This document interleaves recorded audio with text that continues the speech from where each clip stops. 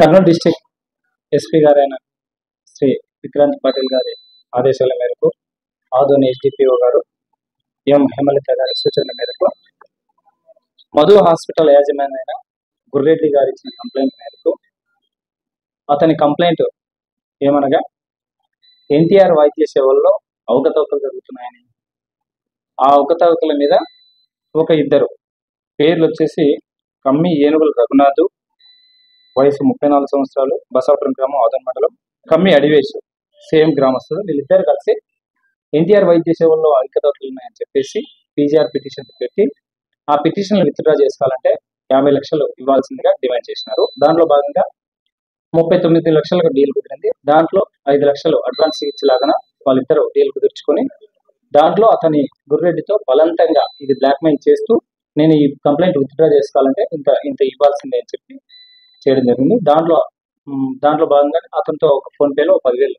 రూపాయలు కొట్టించుకోవడం కూడా జరిగింది. తర్వాత అతను ప్యారలల్ గా మా దగ్గరకు వచ్చి కంప్లైంట్ ఇచ్చినారు. అతని కంప్లైంట్ మేరకు మేము కేసు రిజిస్టర్ చేసినాం. దీంట్లో భాగంగా నోటీసులు ఇవ్వడానికి ఇద్దరు కానిస్టేబుల్ని పంపిస్తే మా దగ్గరకు వచ్చి మీరేందా మాకెంతో పెద్దలు తెలుసు, అధికారులు తెలుసు, మీరేం మా దగ్గరకు వచ్చిందని చెప్పేసి కానిస్టేబుల్ని దుబ్బి ఒక కానిస్టేబుల్ని కొడితే చేతి మీద కొడితే చేయి వాచి ప్లస్ చేతికి వాపడిగాయం జరిగింది. ఆ ఇద్దరిని మళ్ళీ మేము తీసుకుని వచ్చి కౌన్సిలింగ్ ఇచ్చి ఈరోజు మేము రిమాండ్ చేయడం జరుగుతుందండి. వీళ్ళపైన నేను ఎంక్వైరీ చేస్తే గతంలో కూడా చాలా మంది పైన పీజీఆర్ఎస్ పిటిషన్లు పెట్టడం, ఆర్టీ యాక్ట్లో ఇర్రిలవెంట్గా ఆర్టీ యాక్ట్లో పెట్టడము, వాళ్ళు కాంప్రమైజ్ కావడం కోసం డబ్బులు డిమాండ్ చేస్తున్నట్టుగా మనకు కొంచెం సమాచారం ఉంది. అయితే ఎక్కడ కూడా మనకు రికార్డెడ్ కంప్లైంట్ రాలేదు. వీళ్ళని మా అదుపులోకి తీసుకున్న తర్వాత చాలా మంది మాకు ఫోన్లు చేసి ఈ రకంగా మమ్మల్ని ఇబ్బంది పెట్టినారని చెప్పడం జరిగింది.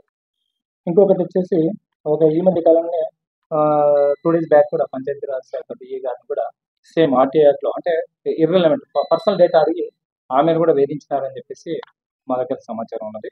వాళ్ళని ఈరోజు 11 గంటలకు అరెస్ట్ చేసి రిమాండ్ చేయడం జరిగింది. ఇంకా ఇప్పుడు నేను ఈ సందర్భంగా తెలియజేయడం కనుక చాలా మంది పిటిషన్ మెంబర్స్ లిటిగెంట్స్కి నేను ఒకటే చెప్తున్నాను, నిస్వార్థంగా చేస్తే ఓ సరాసరి ఏదైనా ఇట్లా స్వార్థంతో స్వలాభం కోసం ఏదైనా ఎక్స్ట్రాక్షన్ చేసినా, డబుల్ డిమాండ్ చేసినా, బ్లాక్మెయిల్ చేసినా కఠినంగా కౌన్సిలింగ్ ఇచ్చి చట్ట పరిధిలో ఎంతవరకు కట్టి యాక్ట్ చేయాలో అంతవరకు కట్టి యాక్ట్ చేస్తామని ఈ సందర్భంగా తెలియజేస్తాను.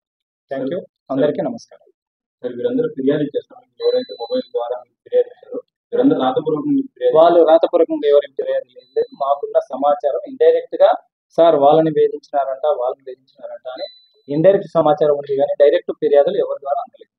సరే ఇదంతా చర్చ మధ్యవర్తి ద్వారా జరిగిందా లేకపోతే ఎట్లా మధ్యవర్తి? డైరెక్ట్ వాళ్ళు గుర్రెడ్డి అనేవాడు గుర్రెడ్డి అనే వ్యక్తి టు కంప్లైంట్ ఎవరు అక్యూజ్డ్ ఎవరైతే ఉన్నారో రఘునాథ్, అడివేశ్ అనే ఇద్దరు వ్యక్తుల మధ్య జరిగిన చర్చ. ప్లేస్ వచ్చేసి శ్రీనివాస్ భవన్ పక్కల ఏంటది కృష్ణ భవన్.